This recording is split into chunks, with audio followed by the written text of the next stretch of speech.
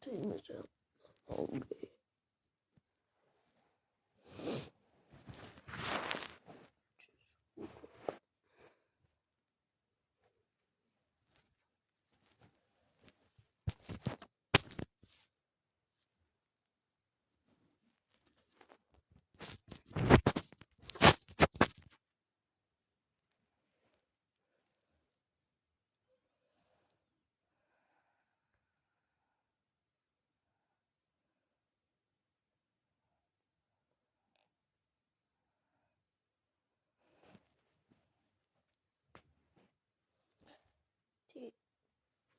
Comment down below if you like my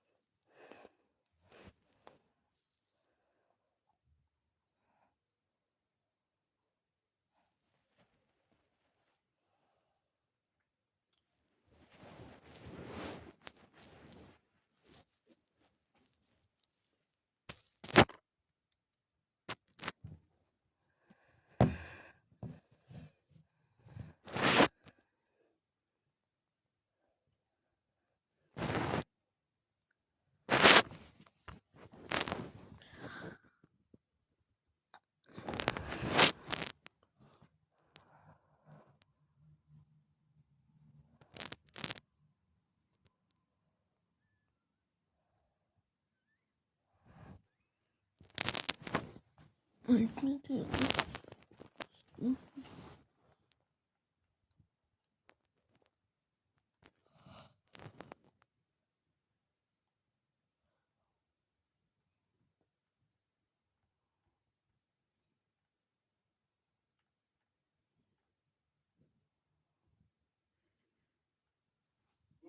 girls, I'm officially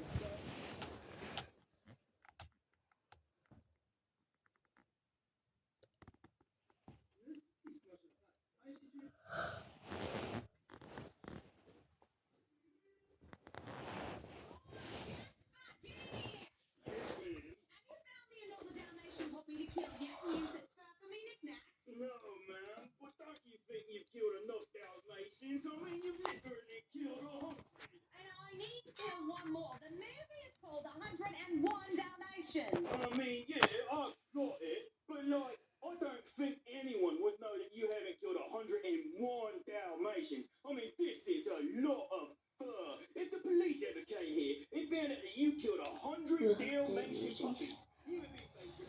100 counts of Mom, do you think I have big lips?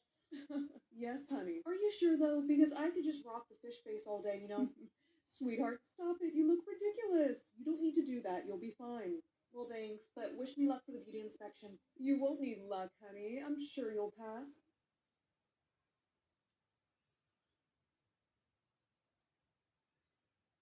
Oh, what should we put the Mom, in options. things?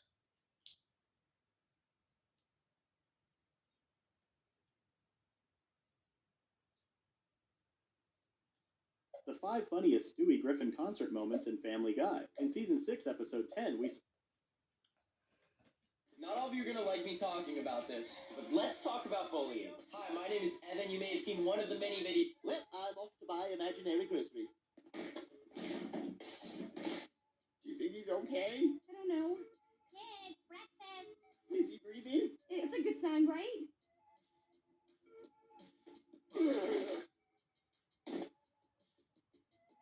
here, my little cowboy. Come on, Stewie, up in your high chair. Boy, he must be starving. Maybe we should take him to the hospital. I think the maggots have evolved to the point that they've developed space travel. Hand me that scrub brush. Hey, Chris. Hey, Dad. How long has Stewie been unconscious? I wanted to take him to the hospital, but Chris wouldn't let me. Good, Chris. I taught you well. You got the right instincts. I'm taking him to the hospital. No. I got one last plan, Meg.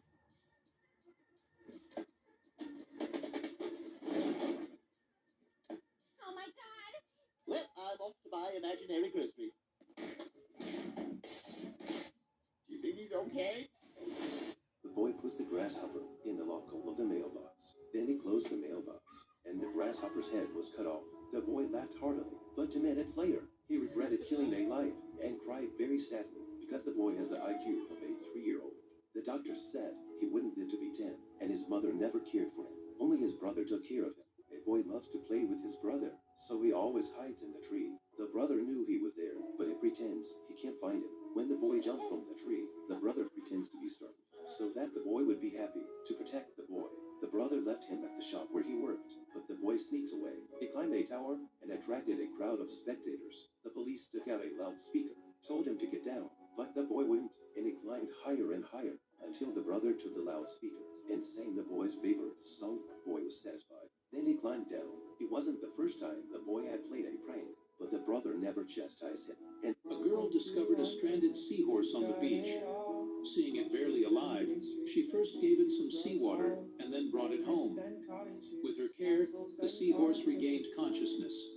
She placed it in a fish tank, hoping it would recover quickly. She provided food and created a comfortable environment for it. Under her care, the seahorse soon regained its health. However, she noticed the seahorse's belly was getting bigger, and she worried it might have another condition. Within a few days, it swelled up like a balloon, rendering the seahorse immobile, leaving the girl feeling helpless. But the next day, the seahorse gave birth to many tiny babies. It turned out the seahorse was pregnant, and the girl's worries were finally relieved. So, the girl had saved not just one seahorse, but an entire seahorse family. A girl discovered a stranded seahorse on the beach.